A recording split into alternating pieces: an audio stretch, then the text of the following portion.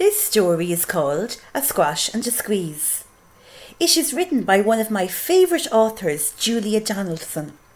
I'm sure you've read some of her books before. Maybe The Gruffalo, or Room on the Broom, or maybe The Snail and the Whale, or Stick Man. There's a problem in this book, and whilst I'm reading, I want you to try work out what that problem might be. Listen carefully to the story and look at the pictures to find what ideas there are to try make the problem better. And finally, try to work out how the problem was fixed. Let's look at the cover of the book.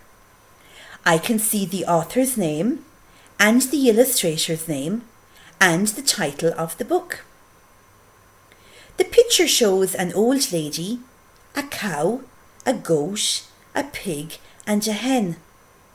The lady looks a little bit worried about something. I wonder what that could be. Maybe if we read the blurb we can find out more. Wise old man, won't you help me please? My house is a squash and a squeeze. Oh, so she thinks her house is too small. That is why she looks a little bit worried. I wonder if there is anything that can be done to help her out. Let's read the book to find out. A little old lady lived all by herself, with a table and chairs and a jug on the shelf. A wise old man heard her grumble and grouse. There's not enough room in my house. Wise old man, won't you help me please? My house is a squash and a squeeze. Take in your hen, said the wise old man. Take in my hen? What a curious plan.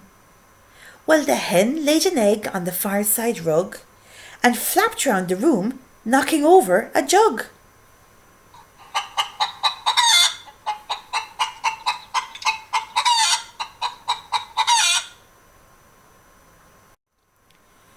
The little old lady cried, What shall I do? It was pokey for one, and it's tiny for two. My nose has a tickle, and there is no room to sneeze. My house is a squash and a squeeze. And she said, Wise old man, won't you help me please? My house is a squash and a squeeze. Take in your goat, said the wise old man. Take in my goat? What a curious plan. Well, the goat chewed the curtains and trod on the egg, then sat down to nibble the table leg.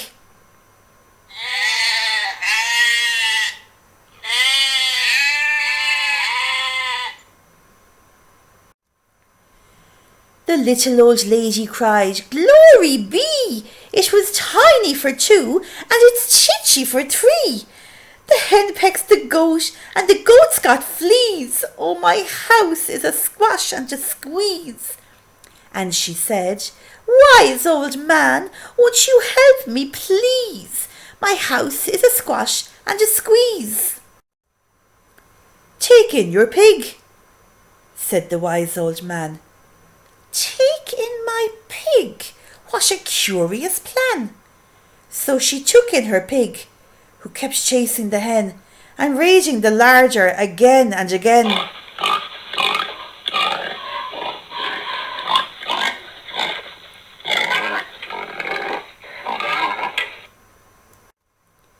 The little old lady cried, Stop, I implore! It was chitchy for three, and it's teeny for four. Even the pig in the larder agrees. My house is a squash and a squeeze. And she said, Wise old man, won't you help me please? My house is a squash and a squeeze. Take in your cow, said the wise old man. Take in my cow? What a curious plan. Well, the cow took one look and charged straight at the pig then jumped on the table and tapped out a jig.